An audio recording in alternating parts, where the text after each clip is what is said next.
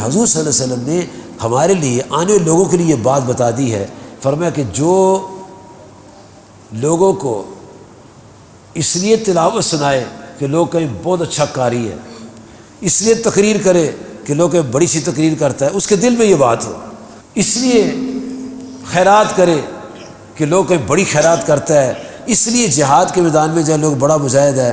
یہ چار بندے نبی صلی اللہ علیہ وسلم نے بیان فرمائے ہیں کہ ایک پہلے مجاہد کو بلایا جائے گا، پھر قاری صاحب کو بلایا جائے گا، پھر عالم کو بلایا جائے گا، پھر سخی کو بلایا جائے گا۔ ان سے پوچھا جائے گا تم نے تلاوت کی تو کیوں، خطاب کیا تو کیوں، جہاد کیا تو کیوں، سخاوت کی تو کیوں؟ تو حدیث ہی میں آتا ہے کہ تمام کے تمام لوگ کہیں گے یا اللہ تیری رضا کے لیے کیا تھا۔ تو اللہ تعالیٰ میرے ساتھ جھوٹ بولتے ہو، تم نے جو کچھ کیا تھا لوگوں دکھانے کے لیے کیا تھا، تمہاری تقریر لوگوں دکھانے کے لیے تھی۔ تم سنا پھر کیسی تقریر ہوئی بھائی، کیسی تقریر سے پھر پوچھنے کی کیا ضرورت ہے، لوگ خود ہی بولیں گے سنا پھر کیسی تلاوت ہوئی ہے، دیکھا نا کیسی بارش ہوئی نوٹا دی، آیا نا مزہ۔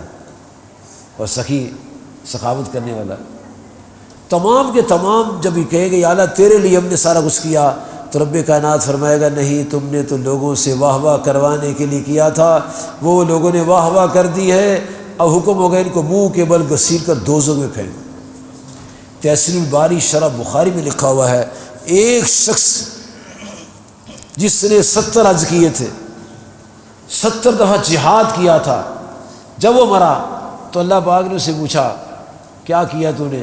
کہا 70 جہاد کیے۔ اللہ نے فرمایا وہ لوگوں کی کیے تو میرے نہیں کیے، وہ لوگوں کو دکھانے کے لیے کیا، اس کا ثواب نہیں ہے۔ اور بتا کیا کیا؟ وہ کہے گا میں نے 70 دفعہ حج کیے، 70 حج کیے، وہ کہا یہ بھی قبول نہیں ہے۔ اور بتا، کہا یعنی اتنے بڑے بڑے کام نامنظور ہو گیا، میں کیا بتاؤں؟ اچھا چلو پھر جنت میں چلے جائیں۔ وہ بندہ پوچھے گا یا اللہ ایک بات تو بتا، 70 حج ریجیکٹ، 70 جہاد نامنظور، اب کون سا عمل ہے جس کی وجہ سے برکت سے تو نے مجھے معاف فرما دیا ہے؟ فرمایا میرے بندے سن، یہ سب تو نے لوگوں کو دکھانے کے لیے کیا تھا، حاجی کہلوانے کے لیے، مجاہد کہلوانے کے لیے۔ ایک دن تو اپنے گھر سے نکل رہا تھا تو سڑک پر لمبا سا کانٹا پڑا ہوا تھا، جب تو نے کانٹے کو دیکھا تیرے دل میں خیال آیا اللہ کے کسی بندے کو چبھ جائے گا، اس کو تکلیف ہوگی، تجھے کوئی نہیں دیکھ رہا تھا سوائے میرے، تیرا دل صاف شیشے کی طرح یہ بول رہا تھا، تو نے وہ کانٹا اٹھایا اور کانٹا ایک طرف کر دیا، تیرا عمل مجھے پسند آ گیا۔